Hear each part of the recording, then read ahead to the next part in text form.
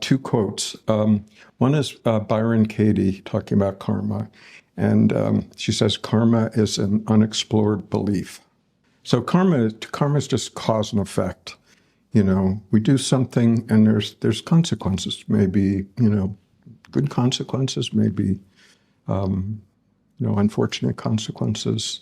But actions beget circumstances which, create opportunities for further actions and, depending on where we find ourselves. So, Byron Katie's saying, unless we examine the causes of those actions, we just go on repeating them. We find ourselves, we have the same, girlfriends and boyfriends, the same patterns in our friendships, the same things, if we continue to believe the same things that we always did. Relatively simple and much more straightforward, right?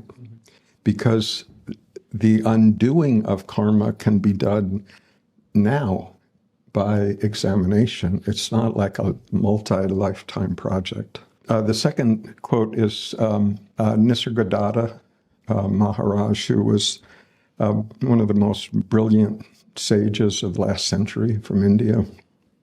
And he's a little more direct, right? And he says, your refusal to examine is what creates karma. Essentially the same thing as Byron Katie. But then he goes on to say, it is the indifference to your own suffering that perpetuates it.